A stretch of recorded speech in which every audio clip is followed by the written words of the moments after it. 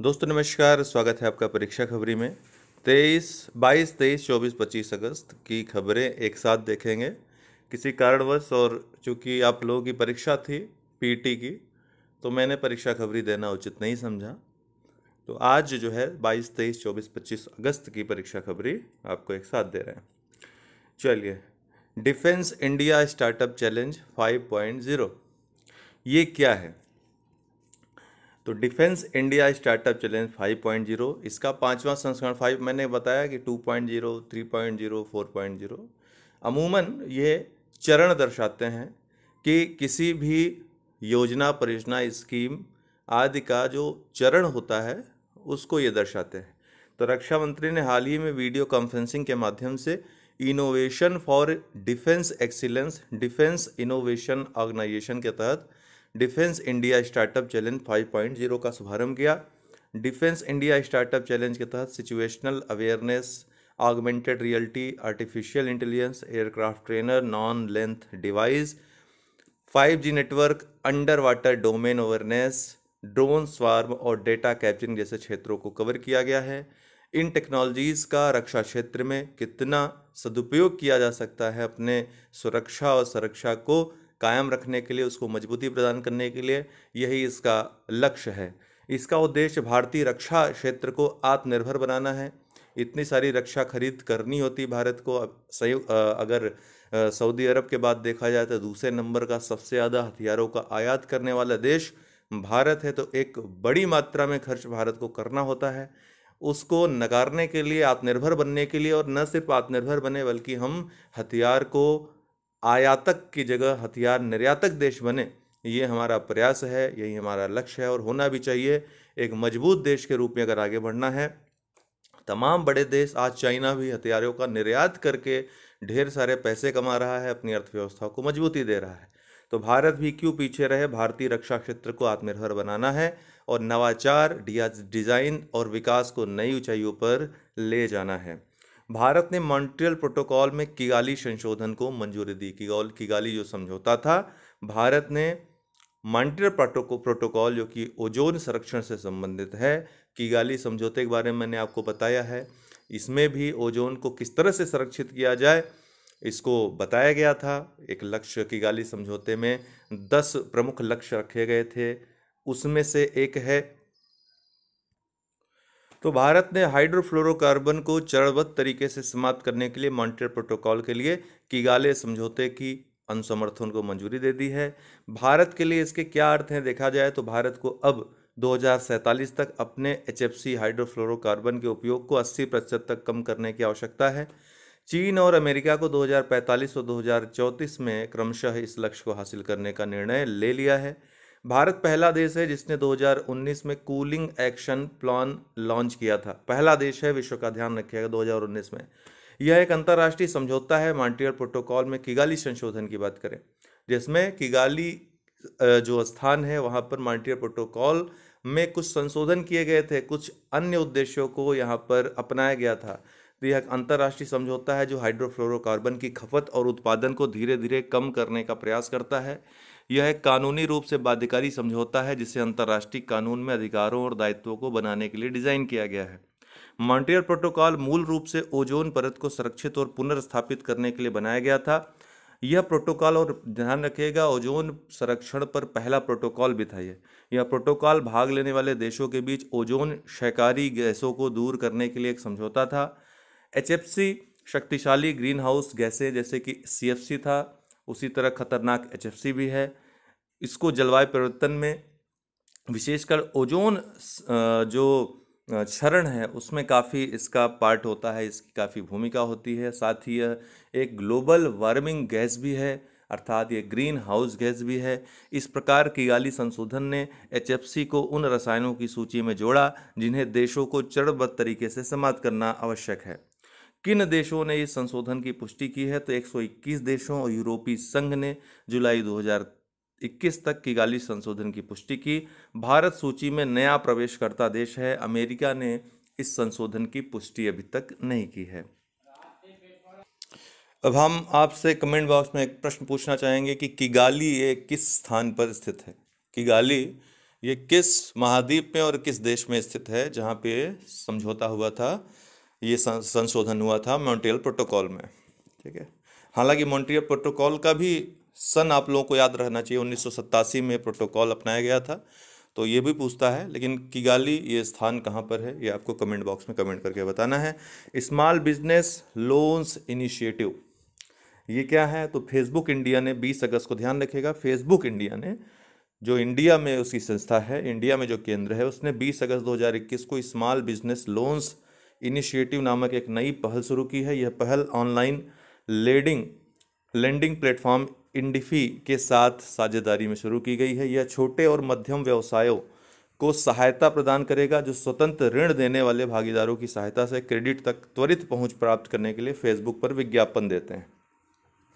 इस पहल का उद्देश्य क्या है? तो फेसबुक ने यह पहल छोटे व्यवसायों के लिए व्यावसायिक ऋणों को अधिक आसानी से सुलभ बनाने के उद्देश्य शुरू की है। यह भारत के एमएसएमई क्षेत्र के भीतर ऋण अंतर को कम करने का भी प्रयास करता है। एनटीपीसी द्वारा देश की सबसे बड़ी तैरती हुई सौर परियोजना का आरंभ किया गया। कहाँ? एनटीपीसी द्वारा देश की सबसे बड़ी तैरती हुई सौर परियोजना का आरंभ, और ये कहाँ पर किया गया? ध्यान रखिएगा, नेशनल एनटीपीसी लिमिटेड ने आंध्र प्रदेश के विशाखापट्टनम में अपने सिमहाद्री थर्मल स्टेशन के जलाशय पर 25 मेगावाट की सबसे बड़ी फ्लोटिंग सोलर फोटोवोल्टाइक परियोजना की शुरुआत की। ये डायरेक्ट प्रश्न आ सकता है, याद रखिएगा। मालाबार नौसैन्य अभ्यास। भारत, अमेरिका, ऑस्ट्रेलिया और जापान की नौसेनाएं 26 अगस्त 2021 से मालाबार नौसैन्य अभ्यास आयोजित करेंगी। कौन कौन? इसमें ऑस्ट्रेलिया भी शामिल होगा, तो एक प्रकार से क्वाड जो कंट्रीज हैं इसमें शामिल हो रही हैं। यह समुद्री अभ्यास गुआम द्वीप में किया जाएगा, जो अमेरिका का एक क्षेत्र है। यह वार्षिक नौसैन्य अभ्यास है। यह हिंद महासागर और प्रशांत महासागर में बारी बारी से आयोजित किया जाता है। परंपरागत रूप से इसमें भारत, अमेरिका, जापान भाग लेते आए हैं, लेकिन इस बार इसमें ऑस्ट्रेलिया का शामिल होना चाइना के लिए सिरदर्द बन सकता है, क्योंकि चाइना इन चारों अर्थात क्वाड देशों को अपने खिलाफ षड्यंत्रकारी और हमेशा से इनका प्रतिरोध करता आया है हर स्थान पर।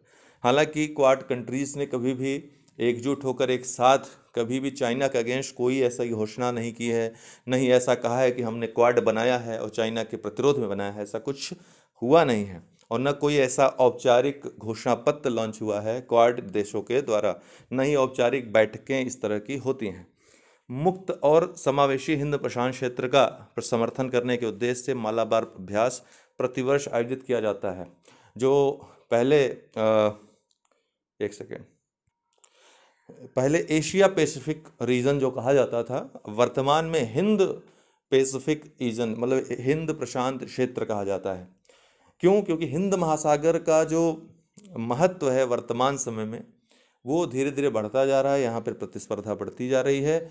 और ऐसा महान ने कहा था, जो कि एक रक्षा क्षेत्र के जानकार थे, विशेषज्ञ थे, बहुत महान एक विचारक माने जाते हैं रक्षा अध्ययन के। उन्होंने कहा था कि 21वीं सदी में पूरे विश्व पर उसी का नियंत्रण होगा जिसका हिंद महासागर की धाराओं पर नियंत्रण होगा, जिसका हिंद महासागर के व्यापार पर नियंत्रण होगा, जिसका हिंद महासागर के देशों पर, जो छोटे छोटे देश हैं उन पर नियंत्रण होगा। तो उसी स्पर्धा में प्रत्येक देश, और भारत का इतना महत्व है कि भारत का इस क्षेत्र में केंद्रीय भूमिका रहेगी। कभी भी कोई भी देश हिंद प्रशांत क्षेत्र में अगर कुछ भी करना चाहता है तो उसमें भारत की भूमिका, भारत का साथ, भारत का सहयोग उसके लिए बहुत ही महत्वपूर्ण रहेगा। यही कारण है कि हिंद प्रशांत क्षेत्र को चाइना के साम्राज्यवादी नीति से बचाने के लिए इन क्वाड कंट्रीज का आना बहुत ही अच्छा है, और आगे की जो रणनीति है इन चारों देशों के इर्द गिर्द ही घूमेगी। तो मुक्त और समावेशी हिंद प्रशांत क्षेत्र का समर्थन करने के उद्देश्य से मालाबार अभ्यास प्रतिवर्ष आयोजित किया जाता है, एक सांकेतिक रूप में कि आइए हम तैयार हैं।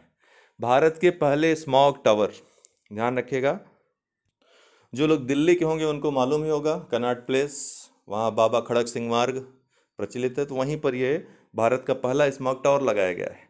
दिल्ली के मुख्यमंत्री अरविंद केजरीवाल कनॉट प्लेस में बाबा खड़क सिंह मार्ग पर भारत के पहले स्मॉग टावर का उद्घाटन करेंगे। इसे लगभग 1 किलोमीटर के दायरे में वायु गुणवत्ता के सुधार के लिए स्थापित किया गया है। केंद्र सरकार आनंद विहार में 25 मीटर लंबा स्मॉग टावर बनवाएगी। स्मॉग टावर ऐसी संरचनाएं हैं जिसे वायु प्रदूषण कणों को कम करने के लिए बड़े पैमाने पर एयर प्यूरीफायर के रूप में डिज़ाइन किया जाता है। कल्याण सिंह जी का जो निधन है 21 अगस्त 2021 को हो गया।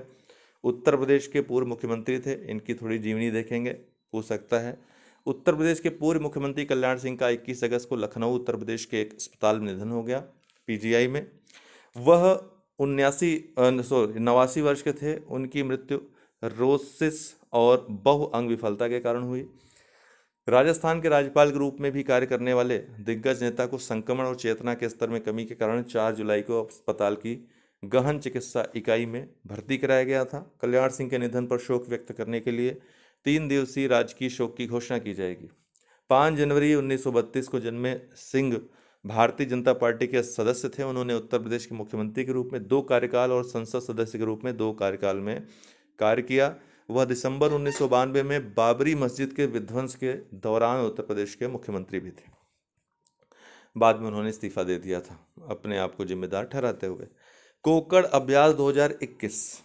तो हाल ही में आईएनएस तंबर और एचएमएस वेस्टमिंस्टर के बीच इंग्लिश चैनल में कोकड़ अभ्यास 2021 आयोजित किया गया। English channel oil of great Britain के दक्षिणी तट और फ्रांस के उत्तरी तट के बीच स्थित है, ध्यान रखिएगा।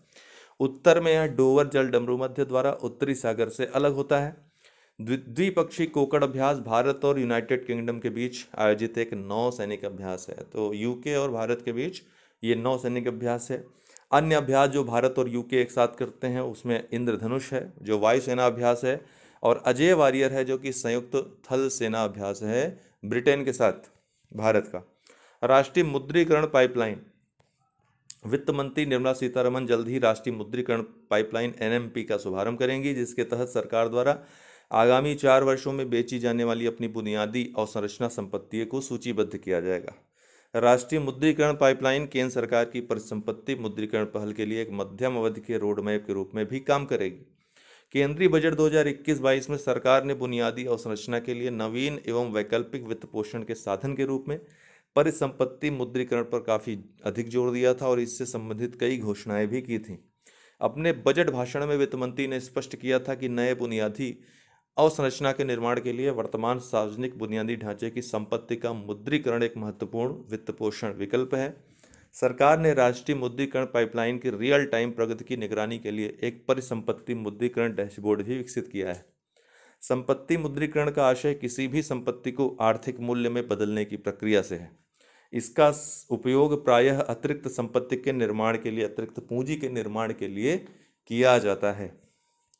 भारत में सबसे अधिक ऊंचाई पर मौजूद हर्बल पार्क, तो उत्तराखंड के चमोली जिले में, याद रखिएगा, भारत चीन सीमा के पास माड़ा गांव में 11,000 फीट की ऊंचाई पर स्थित भारत के सबसे ऊंचे हर्बल पार्क का उद्घाटन किया गया है। उद्देश्य इसका क्या है? विभिन्न औषधि और सांस्कृतिक रूप से महत्वपूर्ण अल्पाइन प्रजातियों का और उनके प्रसार एवं आवास पारिस्थितिकी पर शोध करना है। यह पार्क उत्तराखंड वन विभाग के अनुसंधान विंग द्वारा माड़ा वन पंचायत द्वारा दिए गए 3 एकड़ क्षेत्र में विकसित किया गया है। इस केंद्र सरकार की क्षतिपूरक वनीकरण कोष प्रबंधन एवं योजना प्राधिकरण काम्पा के तहत 3 वर्षीय अवधि के लिए इसको विकसित किया गया है। Vaccinate India programme. भारत के उपराष्ट्रपति एम वेंकैया नायडू ने 24 अगस्त 2021 को वैक्सीनेट इंडिया प्रोग्राम लॉन्च किया। यह कार्यक्रम बेंगलुरु में गिव इंडिया फाउंडेशन और सस्टेनेबल गोल्स कोऑर्डिनेशन सेंटर द्वारा आयोजित किया गया था। इसे कर्नाटक सरकार के योजना विभाग के सहयोग से CSR के तहत लॉन्च किया गया था। कार्यक्रम का आयोजन बेंगलुरु के राजभवन में किया गया। परीक्षा खबरी एक्सप्रेस में देख लेते हैं क्या है।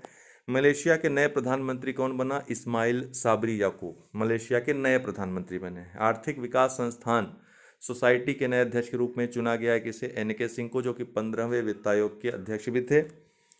Thanks for watching. आज के लिए इतना ही। बहुत बहुत धन्यवाद।